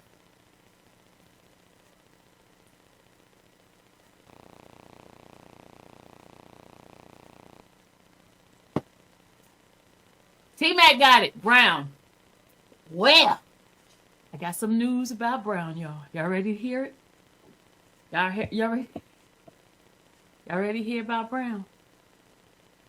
So remember the day when Kayla came on her live and she told on him? Right? So that day, right? That day he there was some sort of some animosity, some sort of friction, some eye rolling from Kayla, because remember she had to get on the witness stand that day, right? And so the next no, this is before the witness stand. Sorry guys, before the witness stand. So we haven't seen him in a while, right? We haven't seen him. So my nosy butt trying to investigate, y'all. Trying to investigate what the heck happened to Brown. Right? I go and try to turn rocks and bushes and trees. You know me, I gotta do a fanatic thing, okay? Well,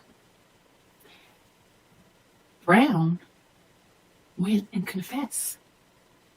He went and confessed that he is the one that exposed it, y'all. But I think, they stay on these YouTube, the state, the sheriff department, because that's why, see, They're on watching right now, y'all. They stay on it, but let me tell you, I went and dug and found this information out, so they could go and talk all they want, but I found out the information, right? Guess what they did to him? Guess what they did to him? Guess what they did to Brown? Guess what they did to Brown, y'all? Guess what they did to Brown? Because Brown thought he was going, because the Judge Whitaker he was on in her hold on, Hold on, let me tell y'all. You know, he was her deputy before he came down to the YSL.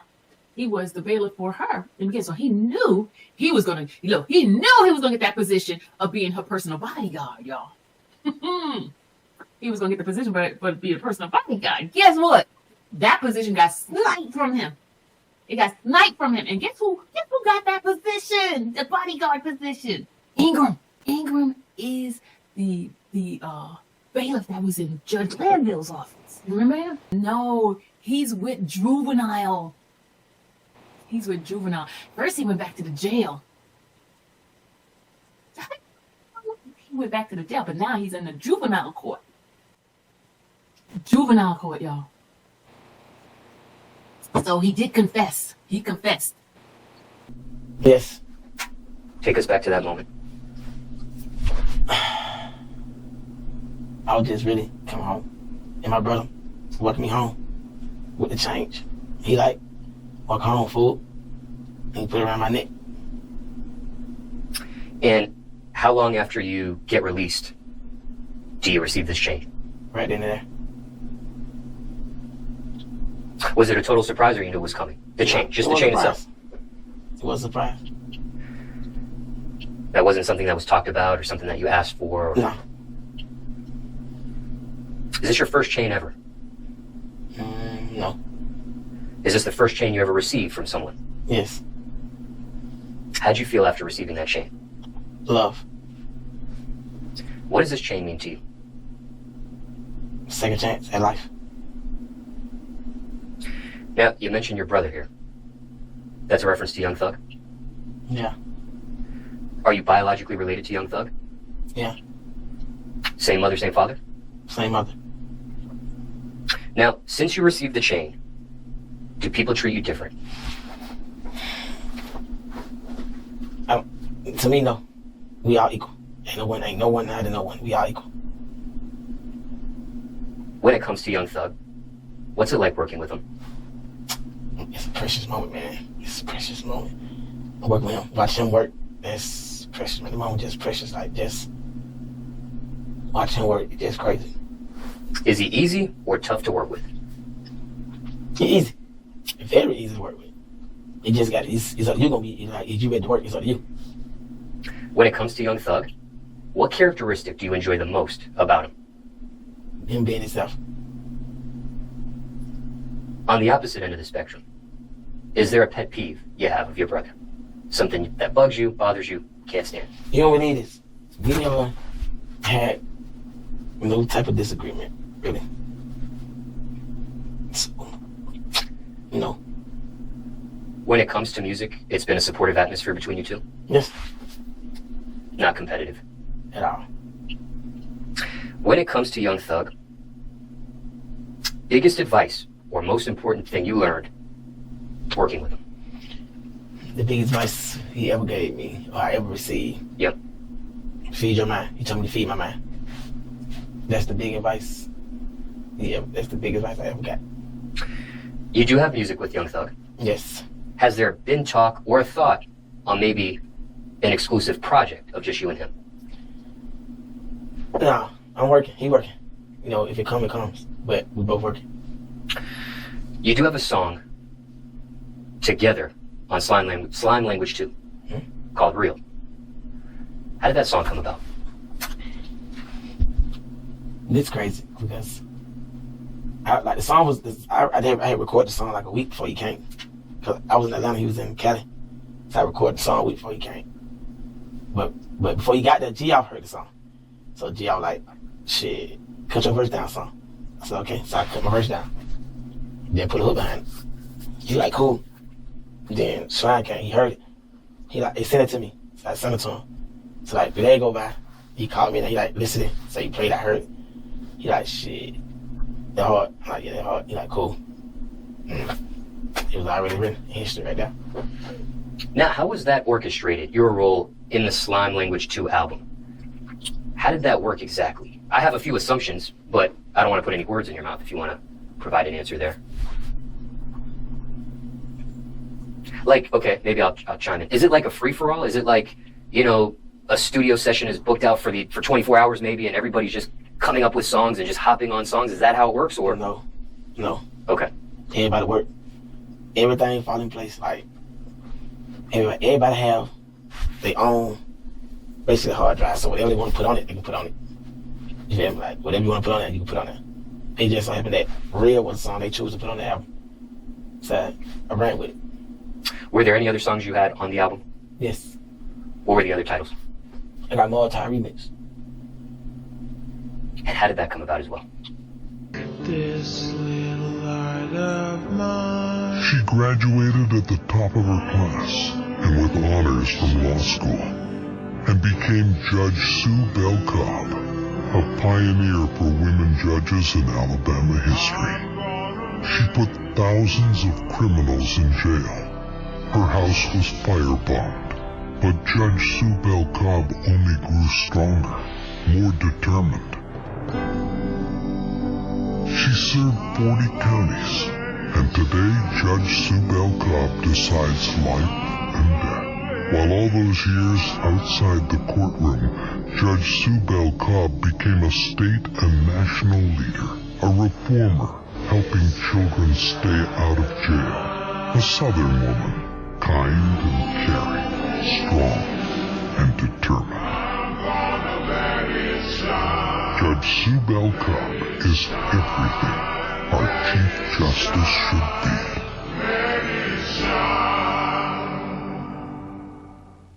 With you now. I got a problem with you now. I would suggest you don't say anymore. Now you want to have it both ways, you can't do it. Both sides have an equal responsibility under the rules. It's a professional responsibility. All right, have a seat, sir. Thank you. How fast things have changed. How fast things have changed. How fast things have changed.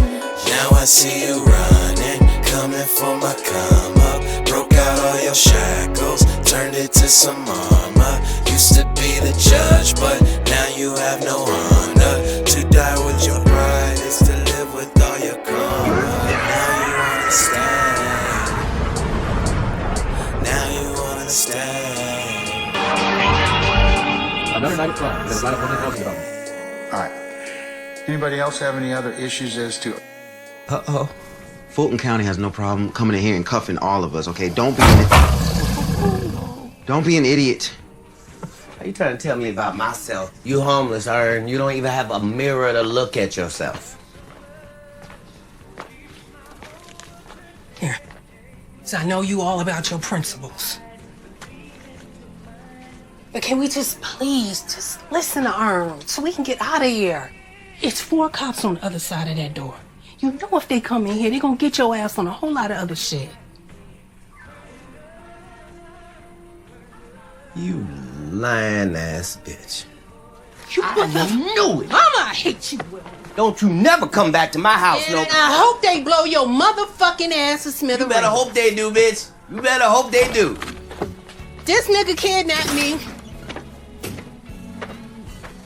I think I'm entitled. You want answers? I want the truth! You can't handle the truth! What are you, fucking nuts?